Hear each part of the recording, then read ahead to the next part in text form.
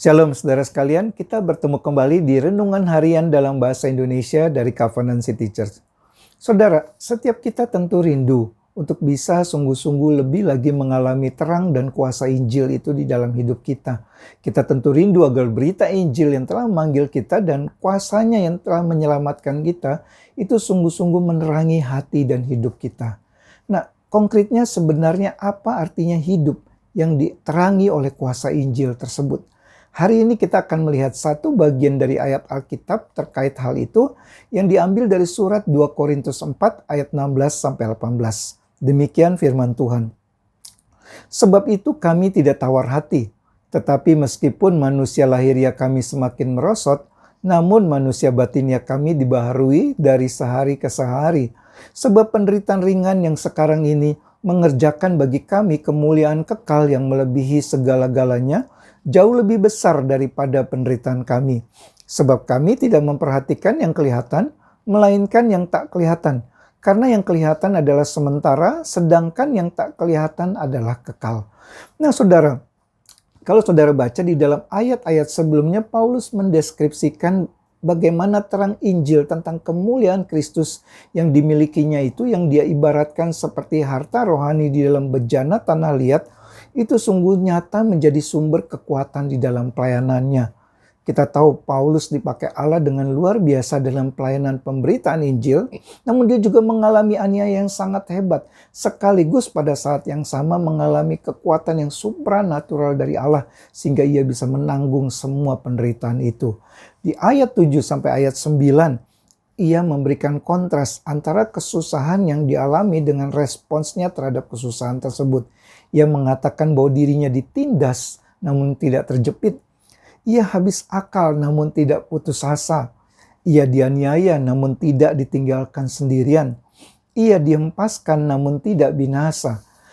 Di sini jelas Paulus bukan bersikap seperti seorang stoik yang tidak memiliki perasaan apapun waktu dia mengalami penderitaan itu. Namun Paulus sedang menunjukkan bahwa di dalam dirinya sebagai manusia biasa, maka sebuah penindasan pasti akan membuatnya terjepit. Sebagai manusia biasa ada kalanya ia bisa merasa putus asa.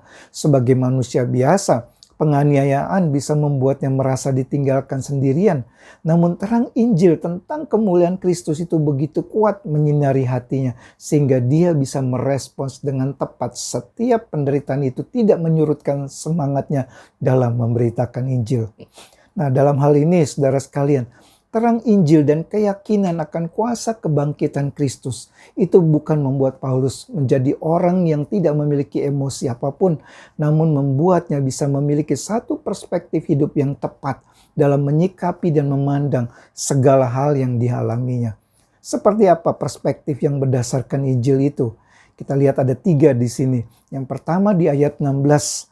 Paulus mengatakan tentang manusia lahiriah dan manusia batinnya. Ini adalah perspektif yang pertama. Perspektif untuk fokus pada yang rohani bukan pada yang jasmani. Hidup yang berdasarkan perspektif Injil akan tetap fokus pada pembaharuan manusia batinnya, bahkan di tengah-tengah kondisi manusia lahiriahnya itu semakin menurun. Dan yang perspektif kedua yang berdasarkan Injil adalah perspektif untuk fokus pada apa yang ada di balik kesusahan yang saat ini dialami, bukan pada kesusahannya. Saudara, di ayat 17 Paulus bicara tentang penderitaan yang dialaminya saat ini dengan kemuliaan yang akan dialaminya kelak. Inilah satu kehidupan yang berdasarkan perspektif Injil, yaitu bisa melihat sebuah penderitaan karena Injil dengan kacamata yang berbeda, yaitu sebagai sebuah kesempatan untuk ikut berbagian di dalam penderitaan Kristus saat ini yang juga akan menikmati kemuliaan bersama dengan Dia kelak di surganya.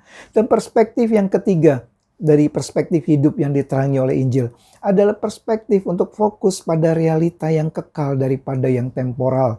Di ayat 18 Paulus bicara tentang 2 realita, yang kelihatan dan tidak kelihatan. Saudara sekalian, dunia ini sedang mengajarkan kepada kita bahwa realita yang sebenarnya adalah yang bisa kita lihat sekarang di dunia ini.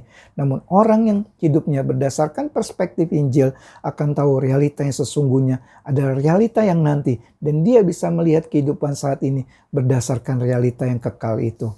Nah, saudara sekalian, ini bukan berarti kita menjadi orang yang bersikap dikotomi antara materi dan roh, bahwa segala sesuatu yang bersifat materi itu adalah jahat yang harus kita jauhi. Ini juga bukan berarti kita merohanikan setiap penderitaan. Kalau kita makin menderita itu sama dengan makin rohani. Ini juga bukan berarti kita tidak menghargai dan menikmati berkat-berkat yang Tuhan berikan dalam kehidupan saat ini, di dalam dunia ini. Namun ini ada satu kehidupan yang bisa melihat segala sesuatu di dalam terang dan kuasa Injil. Paulus memberikan kuncinya di dalam 1 Korintus 7 ayat 30-31. Ia mengatakan bagaimana caranya kita bisa hidup di dalam dunia ini sesuai dengan perspektif Injil tadi. Itu dikatakan demikian. Karena itu dalam waktu yang masih sisa ini, orang-orang yang beristri harus berlaku seolah-olah mereka tidak beristri. Dan orang-orang yang menangis seolah-olah tidak menangis.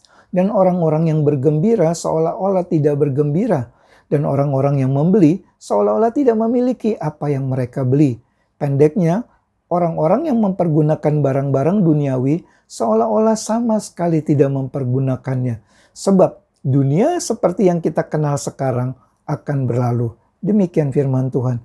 Nah, jadi saudara sekalian, sebuah kehidupan yang berdasarkan perspektif terang Injil adalah sebuah kehidupan yang tidak memandang rendah berkat-berkat jasmani yang Tuhan berikan saat ini, namun juga tidak terikat padanya dan yang menggunakannya untuk hal-hal yang bernilai kekal. Dan sebuah kehidupan yang tetap setia menghidupi dan menjalani panggilan ilahi di dalam hidupnya. Itulah kehidupan yang berdasarkan perspektif terang dan kuasa Injil. Mari kita berdoa. Bapa di dalam surga, kami bersyukur untuk perenungan hari ini, mengingatkan kembali kepada kami semua bagaimana kami harus hidup di dalam terang dan kuasa Injil. Kiranya Roh Kudus menolong kami semua. Dalam nama Tuhan Yesus kami berdoa. Amin.